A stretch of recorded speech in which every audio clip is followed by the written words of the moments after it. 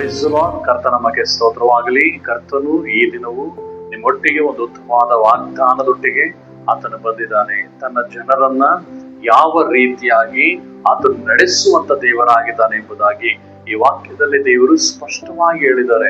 ಇವತ್ತು ನಾವು ನಂಬಿರುವಂತವರು ಅಥವಾ ಏನೋ ಒಂದು ಸಮಸ್ಯೆ ಬಂದಾಗ, ಏನೋ ಒಂದು ಕಷ್ಟಗಳು ಬಂದಾಗ ನಾವು ದೇವರನ್ನ ದೂಷಣೆ ಮಾಡ್ತೀವಿ.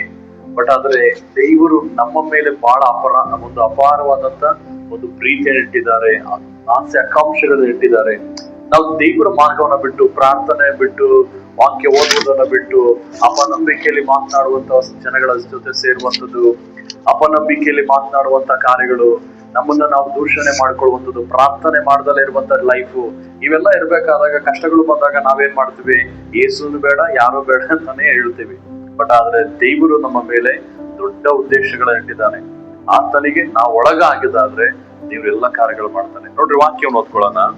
ಕೀರ್ತನೆ 132:17. ದಾವಿದನ ಕೊಂಬು ಚಿಗುರುವಂತೆ ಮಾಡುವೆನು, ನನ್ನ ಅಭಿಷಕ್ತನ ದೀಪವು ಉರಿಯುತ್ತಲೇ ಇರಬೇಕೆಂದು ನೇಮಿಸಿದ್ದೇನೆ.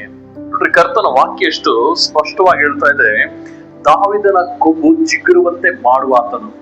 ಏನು ಕೊಂಬು ಅನ್ನುವಂಥದ್ದು? ಕೊಂಬು ಅನ್ನುವಂಥದ್ದು ಅಧಿಕಾರ, ಕೊಂಬು ಅನ್ನುವಂಥದ್ದು ಶಕ್ತಿ, ಕೊಂಬು ಅನ್ನುವಂಥದ್ದು ಒಂದು ರಾಜನ ತಲೆಯ ಮೇಲಿರುವಂತ ಕಿರೀಟ ಇದ್ದ ಹಾಗೆ.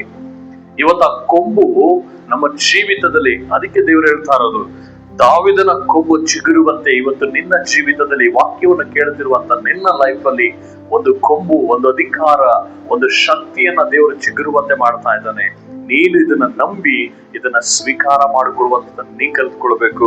ಅದಾದ ನಂತರ ನೋಡ್ರಿ, ನನ್ನ ಅಭಿಷಕ್ತನ ದೀಪವು ಯಾವಾಗ್ಲೂ ಉರಿತಾ ಇರ್ಬೇಕು. ದೇವರ ಆಸೆ ಪಡೋದು ನೋಡ್ರಿ, ನಾನು ಏನ ಅಭಿಷೇಕ ಮಾಡಿದ್ದೇನೋ, ನನ್ನ ಮಕ್ಕಳು ಅಭಿಷೇಕ ಮಾಡಿದಂತ ಜನಗಳು ದೀಪ ಯಾವಾಗ್ಲೂ ಉರಿಬೇಕು. ಅಂದ್ರೆ ಯಾವಾಗ್ಲೂ ಅವ್ರ ಆತ್ಮದಲ್ಲಿ ಬದುಕಿರುವಂತವ್ರಾಗಿರ್ಬೇಕು. ಶಾರೀರಿಕವಾಗಿ ಬದುಕೋದ್ ಬೇರೆ, ಆತ್ಮಿಕವಾಗಿ ಬದುಕೋದ್ ಬೇರೆ. ಈಗ ಶರೀರ ಬದುಕಿರೋದು ಆತ್ಮನಿಂದಲೇ, ಬಟ್ ಆದ್ರೆ ಆತ್ಮ ಶರೀರದ ಒಟ್ಟಿಗೆ ಇರ್ಬೇಕಾದಾಗ ಆತ್ಮಕ್ಕೆ ಬೆಲೆ. ಆತ್ಮ ತೆಗೆದ್ಬಿಟ್ರೆ ಶರೀರ ಯಾವುದಕ್ಕೂ ಪ್ರಯೋಜನ ಇಲ್ಲ. ಇವತ್ತು ದೇವರು ಹೇಳ್ತಾ ಇರೋಂಥದ್ದು, ಈ ದೀಪ ಉರಿಯುತ್ತಲೇ ಇರಬೇಕು ಅನ್ನುವಂಥದ್ದು. ನಾವು ಯಾವಾಗ್ಲೂ ದೇವರ ನಿತ್ಯ ಜೀವದಲ್ಲಿ ಸೇರುವಂತವರಾಗಿ ಉರಿಬೇಕು. ಇವತ್ತು ದೇವರು ಅದನ್ನೇ ಹೇಳ್ತಾ ಇದ್ದಾರೆ. ಇವತ್ತು ನಿನ್ನ ಜೀವಿತದಲ್ಲಿ ನೀನೇನನ್ನ ನಿನ್ನ ಲೈಫ್ ಅಲ್ಲಿ ನೀನು ಕಳಕೊಂಡಿದ್ಯೋ, ದೇವರು ಹೇಳ್ತಾ ಇದ್ದಾನೆ, ಈ ವಾಕ್ಯವನ್ನ ನೀನು ನಂಬುವಾಗ ನಿನ್ನ ದೀಪ ಉರಿಯುವಂತೆ ದೇವರು ಮಾಡ್ತಾನೆ. ಪ್ರಾರ್ಥನೆಯ ಒಂದು ಶಕ್ತಿಯ ದೀಪ, ಪ್ರಾರ್ಥನೆಯ ಒಟ್ಟಿಗೆ ನೀನು ವಾಕ್ಯಗಳನ್ನ ಓದುವಂತ ದೀಪ ಉರಿಯುವಂತೆ ದೇವರು ಮಾಡುವಂತವನಾಗಿದ್ದಾನೆ. ಆ ದೀಪ ಉರಿಲಿಲ್ಲ ಅಂದ್ರೆ ನಾವು ಸತ್ತಂಗೆ ಲೆಕ್ಕ. ದೇವರು ನಮ್ಮ ಜೀವಿತದಲ್ಲಿ ಯಾವಾಗ್ಲೂ ಬದುಕುವಂತೆ ದೇವರು ಮಾಡ್ತಾ ಇದ್ದಾನೆ.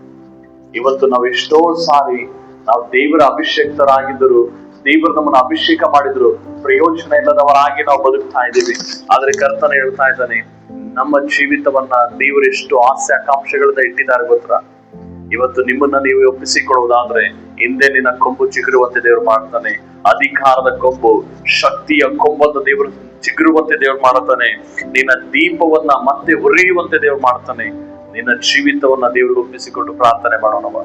ಪರಲೋಕದಲ್ಲಿರುವ ನಮ್ಮ ತಂದೆಯಾದ ದೇವರೇ, ಈ ಒಂದು ಒಳ್ಳೆ ಸಮಯಕ್ಕಾಗಿ ದೇವರೇ ನಾನು ನಿಮ್ಮನ್ನ ಕೊಂಡಾಡ್ತಾ ಇದ್ದೀನಿ. ನಮ್ಮ ಜೀವಿತದಲ್ಲಿ ನಿನ್ನ ಉದ್ದೇಶಗಳನ್ನು ನೆರವೇರಿಸು ದೇವರೇ. ನಮ್ಮಲ್ಲಿ ರಾಜ್ಯ ಅಭಿಷೇಕದ ಒಂದು ಕೊಂಬು ಊದುವಂತೆ ನೀವು ಸಹಾಯ ಮಾಡು. ಯಾರೆಲ್ಲ ಈ ರೀತಿಯಾಗಿ ತಮ್ಮನ್ನ ತಾವು ಒಪ್ಪಿಸಿಕೊಂಡು ಬೇಡಿಕೊಳ್ತಾ ಇದ್ದಾರೋ ಅವರ ಜೀವಿತವು ಆಶೀರ್ವದಿಸಲ್ಪಡಲಿ, ಅವರ ಜೀವಿತವು ಸಮೃದ್ಧಿ ಆಗಲಿ, ಅವರ ಜೀವಿತವು ರಾಜ್ಯ ಏಳಿಗೆಯಾಗಿ ಮಾರ್ಪಡಲಿ ಎಂದು ನಾನು ಪ್ರಾರ್ಥಿಸ್ತಾ ಇದ್ದೀನಿ.